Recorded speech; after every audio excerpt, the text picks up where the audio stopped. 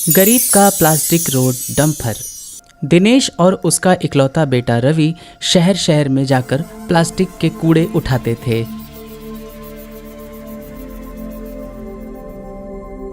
उसकी पत्नी रूपा घर का कामकाज देखती थी।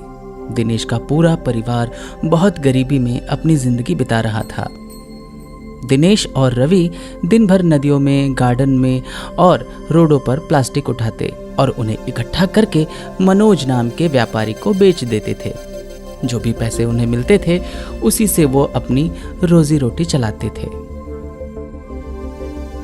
हे भाग्यवान, एक गिलास पानी पिलाओ, बहुत थक गया हूँ, चलते चलते थक गया हूँ।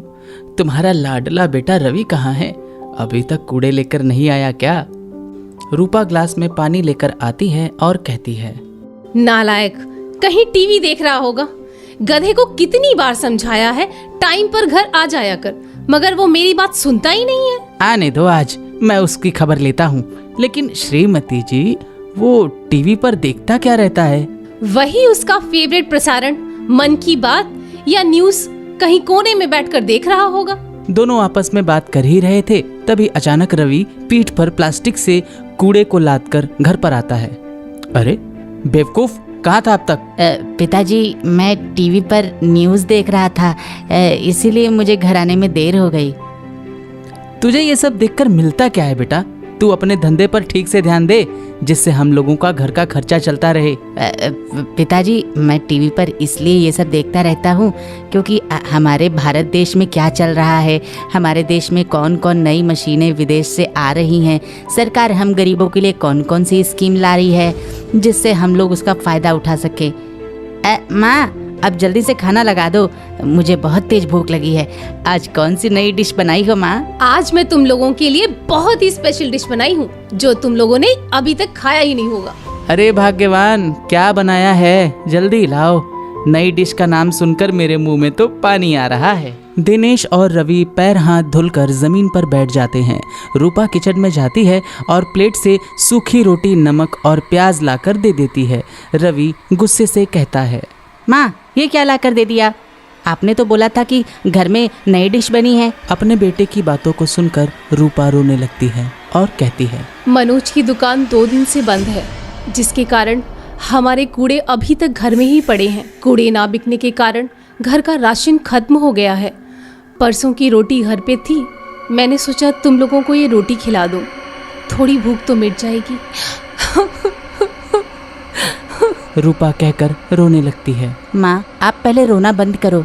माँ, देखना, एक न एक दिन हमारे पास भी घर होगा, अच्छा खाना होगा, अच्छी गाड़ियाँ भी होंगी। माँ, आपके लिए तो मैं 10 तोले सोने का हार भी बनवाऊंगा। दिनेश रवि का मजाक उड़ाता हुआ कहता है, बेटा, तुम्हारे न्यूज़ चैनल वाले देंगे क्या 10 तोले सोने की हार? तीनों खूब तेजी से हंसने लगते हैं।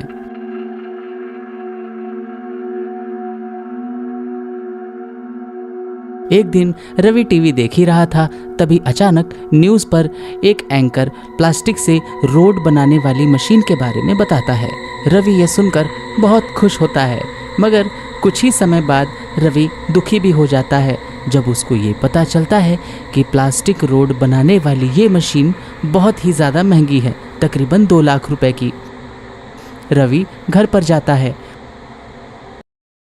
और अपने पिता को प्लास्टिक से रोड बनाने वाली मशीन के बारे में बताता है।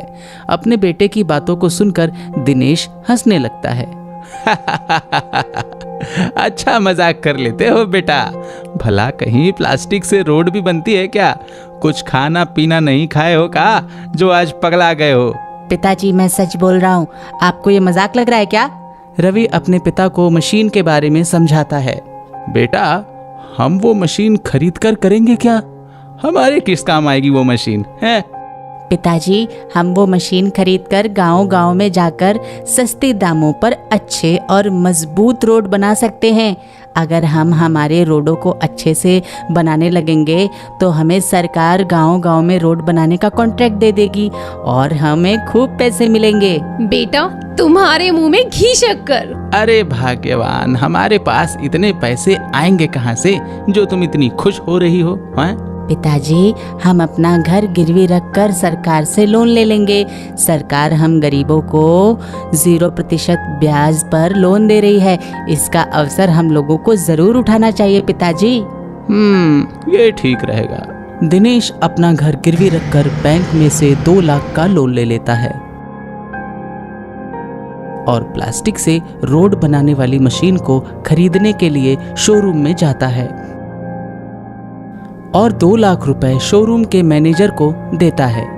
अगले ही दिन शोरूम का मैनेजर श्यामू एक बड़ी सी गाड़ी में प्लास्टिक रोड डंपर लाकर रवि के घर पर खड़ा कर देता है। लीजिए सर, आपकी अमानत। अब मुझे आज्ञा दीजिए। अरे साहब, ये रोड डंपर प्लास्टिक कूड़े से रोड कैसे बनाएगी, ये तो आपने बताया ही नहीं। अरे ये तो बहुत आसान है दिनेश जी। आप प्लास्टिक कूड़े को डंपर टाली के पिछले हिस्से में डाल देना, ठीक। फिर आप जो येलो बटन देख रहे हो इसको प्रेस कर दीजिएगा। आप जिस रास्ते पर रोड बनाना चाहते हैं या रोड डंपर उस रास्ते पर रोड बना देगा। लास्ट में रेड बटन दबा दीजिएगा, मशीन बंद हो जाएगी।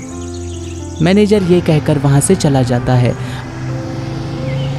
अब दिनेश का पूरा परिवार खूब मेहनत करके गांव-गांव में प्लास्टिक कूड़े उठाकर अपने रोड डंपर के टाली में डाल देते हैं और रातों रात गांव में एक नई रोड बना देते हैं।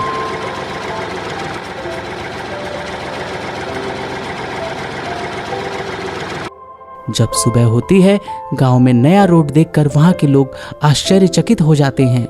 जिस गांव में दिनेश का परिवार रोड बनाता था, वो गांव पूरा स्वच्छ हो जाता था। उस गांव में एक भी जगह प्लास्टिक कूड़ा कचरा नहीं रहता था। जब ये बात लोगों को पता चलती है कि ये रोड किसी राजनेता ने नहीं बल्कि कूड़े उठाने वाले दिनेश के परिवार ने बनाया है, पूरे गांव के लोग दिनेश के परिवार को सम्मानित करते हैं और उन्हें आर्थिक रूप से भी मदद देते हैं। न्यूज़ चैनलों के सहारे जब ये बात प्रधानमंत्री को पता चलती है तो प्रधानमंत्री दिनेश के पूरे परिवार को भारत रत्न से सम्मानित भी करते हैं और दिनेश को गांव-गांव में रोड बनाने का कॉन्ट्रैक्ट दे देते हैं। उन्हें खूब सारे पैसे मिलते हैं। सरकार की तरफ से रवि अपनी माँ को 10 तोले सोने का हार बनवा कर देता है।